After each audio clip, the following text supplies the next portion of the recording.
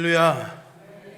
주님 오실 날을 기다리는 이 소망의 찬양을 통해 하나님을 향한 마음이 더욱더 깊어진 그 우리의 마음에 채워주시는 하나님의 은혜가 오늘 이 예배 가운데 여러분들에게 풍성하게 부어지기를 주님의 이름으로 축복합니다. 오늘 우리가 읽은 로마서는 하나님이 그리스도를 통해서 이루신 복음, 우리가 하나님 앞에서 어떻게 의롭게 될 수 있는지를 설명해 주고 있습니다.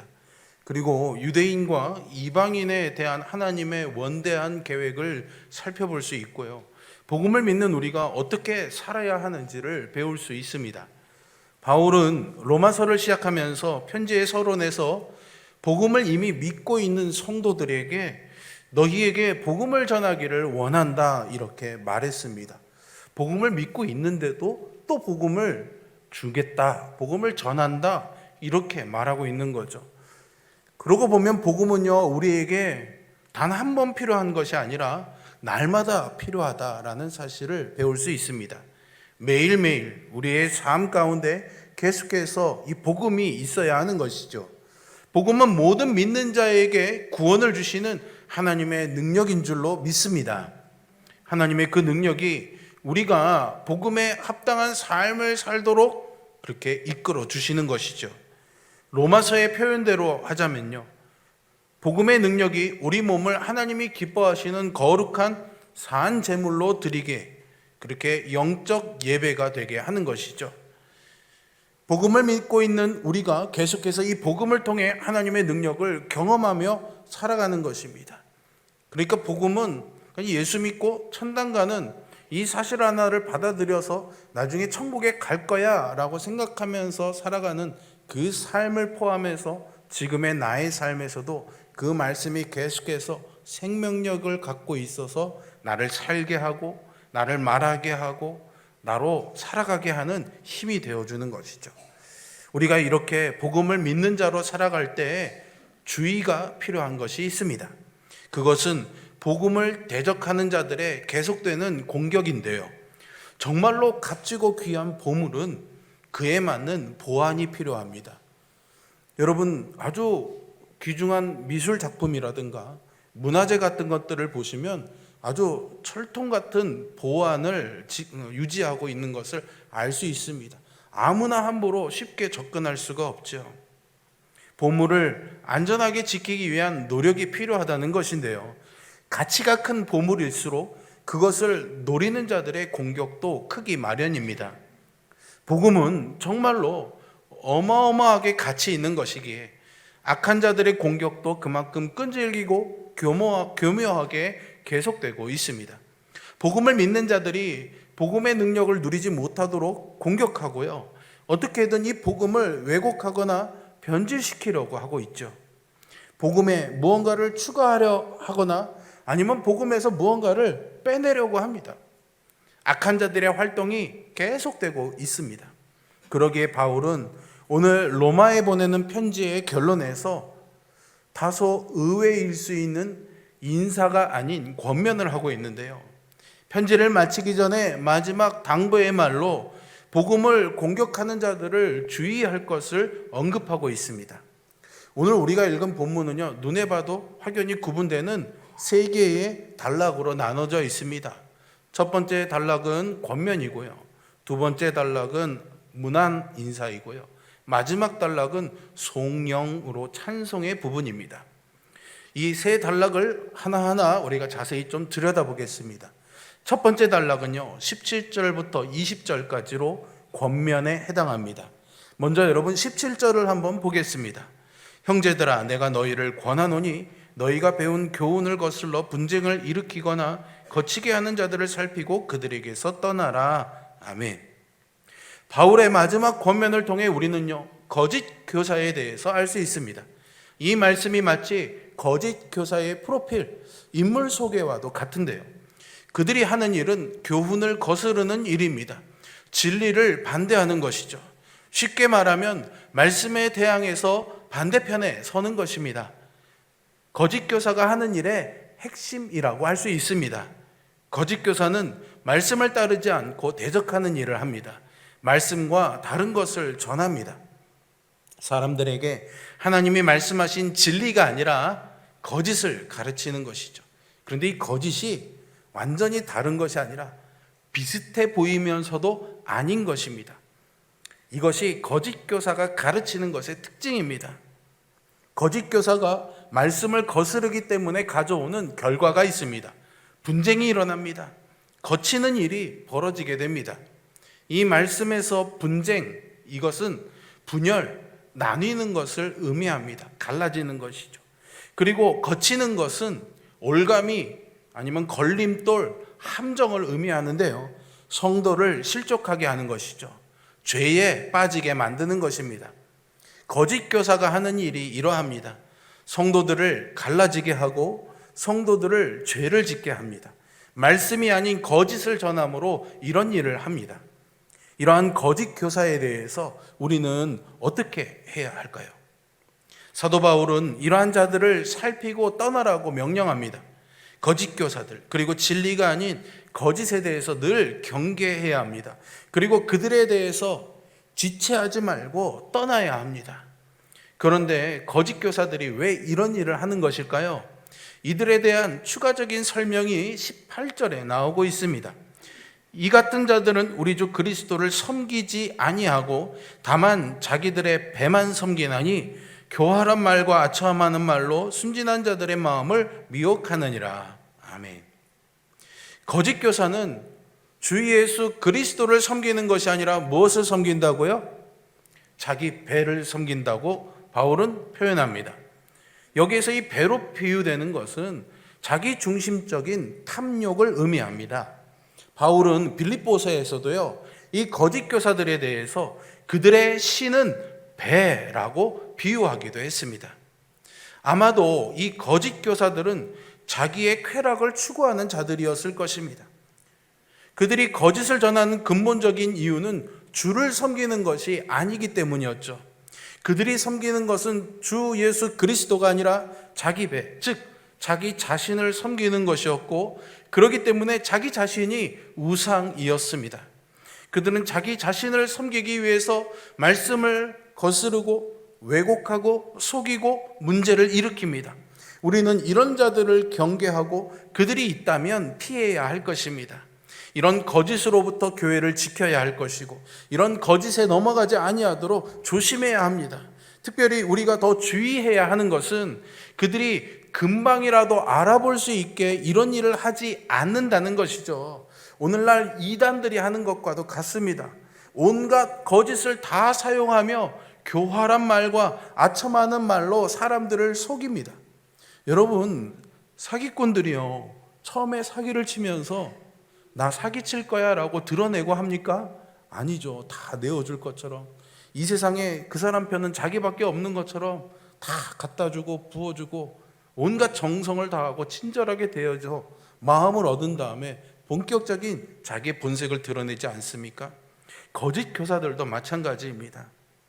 자신들이 말하려 하는 것을 숨기고 마치 하나님의 말씀을, 진리를 말하는 것인 양 말을 하다 결국엔 자신들의 본색을 드러내게 되는 거죠.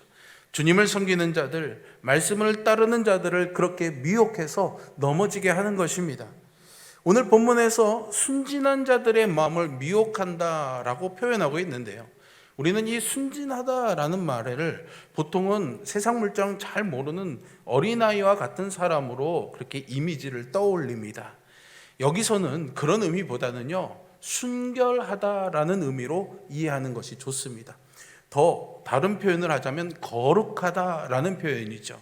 하나님의 형상을, 하나님의 거룩함을 닮아가는 모습을 순전하다라고 표현하고 있습니다. 거짓 교사들은 그런 순결한 그리스도인들, 거룩한 그리스도인들을 속여서 죄의 때를 묻혀내는 것입니다. 더럽히는 것으로 죄로 유혹하는 것이죠. 여러분, 지금도 이런 거짓 교사들이 있을까요? 없을까요? 그렇습니다. 알아보실 수 있을까요? 없을까요? 잘 없습니다. 거짓 교사라고 했을 때 우리가 물론 지금은 있다라고 했지만 사실은 지금 나와는 그렇게 상관이 없다라고 생각하는 경우들이 많습니다. 에이, 우리 교회에는 없어, 내 주변에는 그런 사람은 없어, 이렇게 생각하죠. 그저 그런 사람이라면 나와 상관없는 이렇게 전도하러 다니는 여호와 증인이나 신천지나 이런 이단들을 많이 떠올릴 것입니다. 간혹 어느 날 교회에 수상한 사람이 들어와서 엉뚱한 말을 늘어놓고 문제를 일으킨다면 우리는 대박에 금방 알아보고 그런 사람에게 넘어가지는 않을 것입니다. 그래서 우리는 이 거짓 교사를 가벼이 생각할 수 있습니다. 하지만요, 지금 우리의 상황이 너무나 많이 달라졌습니다. 직접적으로 활동하는 거짓 교사보다요, 간접적으로 활동하는 다양한 거짓 교사들이 우리와 너무나도 가까이 있습니다. 우리는 너무나 많은 수많은 거짓 교사들을 쉽게 만나고 자주 만나고 있습니다. TV를 틀면 세상 것들에 마음을 빼앗기게 하는 거짓 교사들이 얼마나 많은지 모릅니다. 스마트폰 하나만 보면은 세상에 있는 거짓 교사들을 다 만날 수 있습니다. 그들의 거짓 가르침을 알게 모르게 지속적으로 들을 수가 있는 것이죠. 제가 일부 예배 때는 우리가 찬양 영상을 올려드리기 때문에 항상 유튜브에서 좋은 찬양 영상을 찾기 위해 노력을 합니다. 어느 날 보니까 한 가족이 아주 아름답게 찬양하는 모습을 제가 찾았습니다. 그래서 이 찬양 너무 좋다. 이번 가정의 달에 한번 보여줘야겠다. 함께 예배 때 찬양을 나눠야겠다. 마음을 먹고 찬양을 이렇게 저장해 놨는데 조금 수상한 마음이, 왠지 마음이 불편해서 그 영상을 올린 그 이름을 찾아서 한참을 찾아 들어간 것 같습니다. 단계를 몇 번 거듭해서 들어가다 보니까 그게 교회에서 만든 게 아니라요, 안식교회에서 만든 거였더라고요. 너무나 찬양이 좋아요. 밑에는 다른 교회 목사님, 성도님들이 은혜롭습니다, 할렐루야, 아멘 댓글도 달려 있어요. 근데 만든 그 근본 본인들은 우리와 신앙이 다른 이단들이 만든 겁니다. 근데 구분할 수 없습니다. 저도 한참을 찾고 뒤지고 확인해 봐야 알 수 있는데 그냥 보는 분들은 그걸 알겠습니까? 잘 모르죠. 이런 것들이 사실은 너무나 우리의 주변에 넘쳐납니다. 그리고 한번 그런 것들을 보기 시작하면은 이 인터넷에서 그런 것들만 골라서 계속 내가 볼 수 있게 화면을 열 때마다 띄워주기 때문에 우리는 자꾸만 올라오는 그것이 진실인 양 받아들일 수 있죠. 우리는 분별할 수 있어야 됩니다. 제가 말씀드리는 것은 그런 것을 보지 말라는 것이 아니라 우리의 주변에 우리도 모르는 사이에 우리를 미혹하는 거짓된 것들이 넘쳐나고 있다는 사실을 우리는 알고 있어야 된다라는 것이죠. 조심하지 않으면 세상의 수많은 거짓들이 우리에게 그런 영향을 줄 수 있고요, 우리가 그런 유혹에 빠질 수가 있습니다. 그래서 우리가 하나님의 말씀을 따르는 자로서, 복음을 믿는 자로서 진리에는 지혜로운 자가 되고요, 거짓에는 무지한 자가 되어야 될 줄로 믿습니다. 그래서 바울은요 19절에서 이렇게 권면하고 있습니다. 너희의 순종함이 모든 사람에게 들리는지라. 그러므로 내가 너희로 말미암아 기뻐하노니 너희가 선한 데는 지혜롭고 악한 데는 미련하기를 원하노라. 아멘. 너희가 선한 데는 지혜롭고 악한 데는 미련하기를 원하노라 라는 말을 조금 다르게 표현하면 너희가 선에는 전문가가 되고 악에는 초보자가 되지 않기를 원한다라는 의미로 이해할 수 있습니다. 우리가 전문가가 되어야 하는 분야는요, 악이 아니라 선입니다. 거짓이 아니라 진리입니다. 세상이 아니라 말씀입니다. 세상의 많은 정보들, 이 세상이 돌아가는 어떤 그런 흐름들을 잘 이해하고 지혜로운 것은 필요한 일입니다. 하지만 그것에 있어서는 초보여도 우리가 은혜 안에 사는 데는 큰 지장이 없습니다. 우리는 그런 세상의 것들, 악한 것들에 지혜로운 것이 아니라 선한 것에, 하나님의 말씀에 지혜롭고 전문가가 되어야 하는 것이죠. 그러기 위해서는 여러분들이 보는 것, 여러분들이 듣는 것을 잘 살펴보시기를 바랍니다. 그리고 여러분들이 하고자 하는 일들을 잘 점검해 보시기를 바랍니다. 내가 하려는 일이 과연 말씀과 진리와 가까운 것인가를 점검할 때 할 수 있는 세 가지 질문이 있습니다. 절대적인 것은 아니지만 참고할 만한 것이어서 여러분께 소개합니다. 첫 번째는 하나님의 말씀을 따르는 일인가 점검해 보시기를 바랍니다. 두 번째는 이 일을 통해 주님께 영광이 되는가 점검해 보시기를 바랍니다. 세 번째는 이것을 통해서 경건에 이르게 하는가 한번 질문해 보시기를 바랍니다. 말씀을 따르는 우리에 대한 거짓 공격은 계속될 것입니다. 거짓은 계속해서 우리 주변에서 우리를 유혹할 것입니다. 그럼에도 우리가 기억해야 할 것은 그 모든 공격에서 우리는 결국에는 승리할 것이라는 확신입니다. 바울은 그래서 20절에서 이렇게 축복합니다. 평강의 하나님께서 속히 사탄을 너희 발 아래에서 상하게 하시리라. 우리 주 예수의 은혜가 너희에게 있을지어다. 아멘. 우리는 이 권면의 부분을 통해서 이 거짓 교사의 배후에 사탄이 있음을 생각할 수 있습니다. 복음이 있는 곳에는 늘 복음을 방해하는 자들이 있습니다. 진리가 있는 곳에는 진리를 공격하는 자들이 있습니다. 말씀이 있는 곳에는 말씀을 거역하는 자들이 있습니다. 이러한 공격은 계속될 것입니다. 하지만 기억하시기 바랍니다. 하나님을 이길 자는 아무도 없습니다.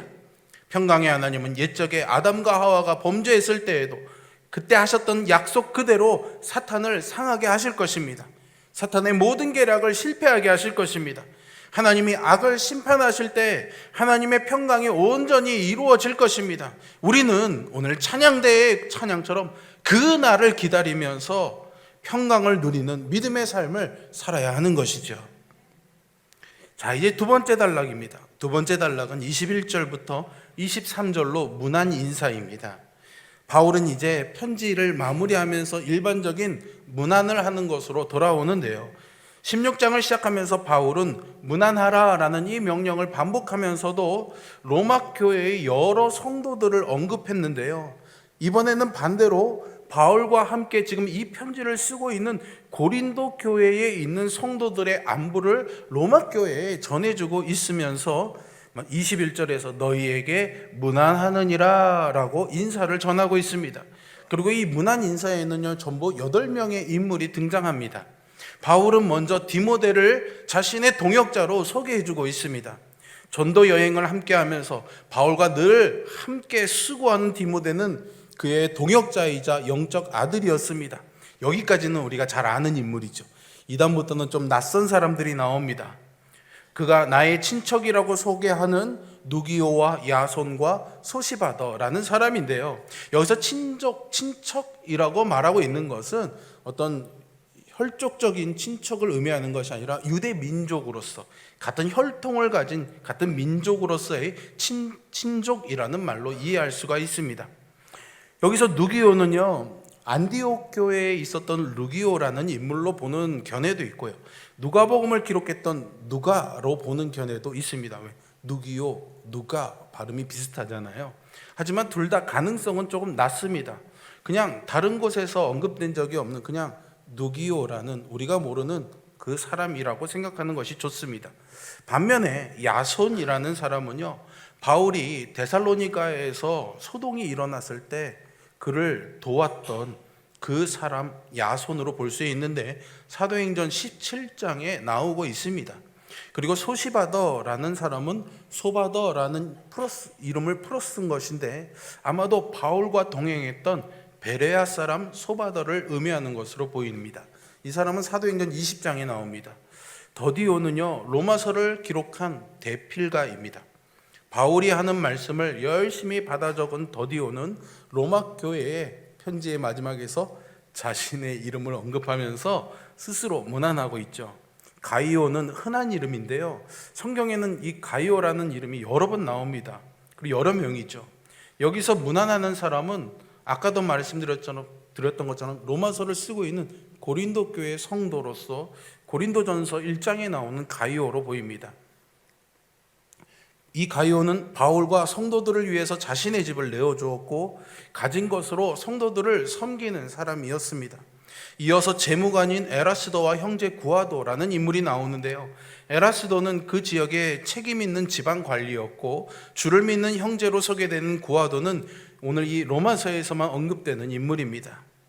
여러분, 바울이 3번의 전도 여행을 하고 마지막에는 로마까지 가면서 많은 일들을 했지 않습니까? 그때 우리는 바울이 어떻게 일을 했을까 그림을 그려보면 주님이 주신 그 사명을 감당하면서 혼자서 많은 일을 감당하고 고생하고 있는 바울, 외롭고 고독한 길을 꿋꿋하게 걸어가고 있는 바울을 상상합니다. 사명을 감당하는 바울에게 많은 고생과 희생이 있었겠지만 여러분, 그 길은요 혼자 가는 길이 아니었습니다. 그의 곁에는 오늘 이 로마서 인사에서 전하고 있는 것처럼 많은 동역자들이 있었습니다. 8명 뿐이었겠습니까? 더 많은 사람들이 있었겠죠. 복음을 위해 수고하는 헌신된 자들이 바울과 함께 있었습니다. 하나님께서 바울의 모든 상황을 아시고 필요한 사람들을 예비하시기도 했었습니다. 바울에게 이런 여러 동역자들이 있었기 때문에 그가 3번의 전도 여행과 로마에까지 와서 복음을 전할 수가 있었던 것이죠. 사랑하는 성도 여러분, 나 혼자 신앙생활하는 것 같고 나 혼자 고통스럽고 어려운 것 같지만 우리에게도 이러한 동역자가 있다는 사실을 기억하시기를 바랍니다. 3번째 단락입니다. 25절부터 27절까지로 송영이라고 할 수 있는데요, 송영은요 기도의 형식을 갖고 있는 찬송이라고 할 수 있습니다. 바울은 이 송영으로 복음이 무엇인지를 요약하고 있습니다. 이 전체가 한 문장으로 되어 있는데요, 좀 복잡하고 어려워 보일 수도 있겠지만 복음이 무엇인가 라는 질문으로 쪼개서 다 연결해 보면은 조금 더 쉽게 이해할 수가 있습니다. 한 절 한 절 복음이 무엇인가 라는 질문과 연결해서 이제 마지막으로 한번 살펴보겠습니다. 25절인데요, 같이 한번 읽어보겠습니다. 시작. 나의 복음과 예수 그리스도를 전파함은 영세전부터 감추어졌다가. 자, 이 말씀 그냥 띄워놔 주시고요. 복음이 무엇입니까? 25절에 의하면 그것은 바울에게 주어진 복음이었습니다. 바울은 그것을 나의 복음이라고 표현하죠. 바울에게 맡겨진 것입니다. 복음은 우리에게 주어진 것입니다. 여러분, 한 사람 한 사람에게 주님이 주신 것이죠. 그리고 복음이 무엇입니까? 예수 그리스도를 전파함입니다.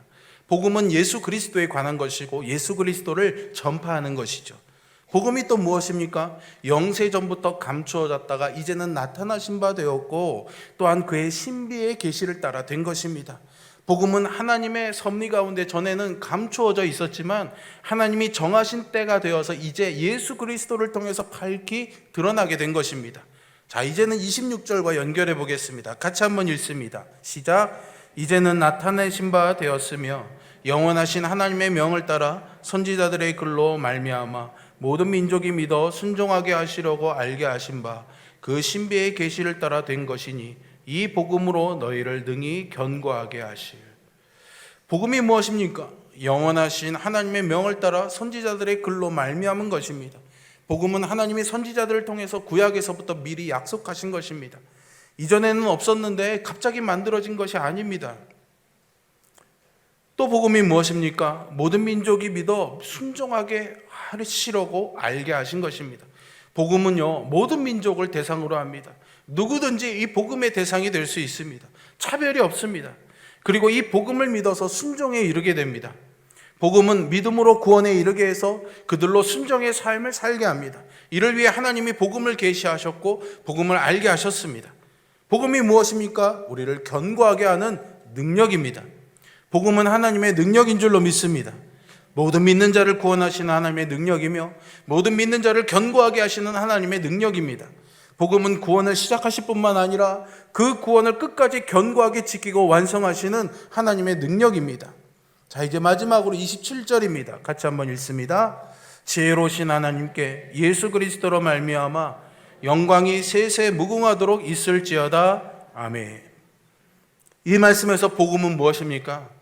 지혜로우신 하나님에 의한 것이고 예수 그리스도로 말미암은 것입니다. 복음은 하나님의 지혜입니다. 복음은 하나님이 그 무궁한 지혜 가운데 예수 그리스도를 통해서 이루신 일입니다. 그리스도의 십자가로 말미암아 누구든지 믿음으로 의롭게 되는 이 복음은 멸망하는 자들에게는 미련한 것으로 보입니다. 하지만 구원을 받은 우리에게는 하나님의 지혜가 됩니다. 그러므로 복음으로 말미암아 우리가 하나님께 영광을 돌려드립니다. 하나님은 그 모든 영광을 받으시기에 합당하십니다. 영원토록 하나님을 찬송하며 영원토록 하나님을 높이는 것이 마땅합니다. 하나님께 영광을 돌리는 것은 이 모든 공로가 오직 하나님께 있음을 인정하며 우리가 하나님의 이름과 그분의 어떠하심에 맞는 자세를 취하는 것입니다. 그렇게 우리가 하는 모든 일의 궁극적인 목적은 하나님의 영광입니다. 먹든지 마시든지 하나님의 영광을 위해서 합니다. 죄로 인해 영원히 심판받아 마땅한 우리가 복음으로 하나님의 영광을 위해 살 수 있게 되었습니다. 자, 이제 이 세 단락을 다시 한번 요약하고 정리해 드리겠습니다. 오늘 본문의 세 단락은 서로 다른 주제를 담고 있는 것 같지만 이것은 사실 로마서의 주제인 복음을 다 담고 있습니다. 먼저 첫 번째 단락인 권면에서 복음이 우리에게 맡겨졌기에 우리는 복음을 지켜야 되는 사명이 있음을 배우게 됩니다. 악한 자의 공격으로부터 수많은 거짓으로부터 이 복음을 지키고 최후 승리를 기다리며 오늘도 복음으로 살아가는 우리 모두가 되기를 주님의 이름으로 축복합니다. 문안의 부분에서는 우리는 복음을 위해 함께 수고하는 동역자가 있음을 배웠습니다. 우리가 복음을 전하며 삶으로 복음을 살아내는 사명을 감당하는 것은 힘들고 어려운 일이지만 바울이 그랬던 것처럼 혼자 감당해야 되는 일이 아닙니다. 함께 하는 일입니다. 하나님은 그래서 우리에게 동역자를 주셨고 서로의 섬김과 서로의 격려를 통해서 이 일을 이루어 가도록 우리를 이끌어 주실 것입니다. 그래서 우리에게 함께하는 공동체, 교회를 허락해 주신 것이죠. 그리고 복음이 각자 다른 모습으로 살아온 우리를 하나 되게 한 것입니다. 마지막 송영에 대해서는 우리가 복음으로 말미암아 하나님께 영광을 돌리는 삶을 살아야 된다는 것을 깨달아야 합니다. 우리가 살아가는 이유, 삶의 목적을 복음으로 말미암아 회복한 것이죠. 우리는 하나님이 뜻하신 대로 복음을 믿는 자로서 순종하는 자로서 살아갑니다. 복음을 믿음으로 구원받아서 그것으로 끝나는 것이 아니라 복음에 합당한 순종으로 새로운 삶을 시작하고 살아가는 것이죠.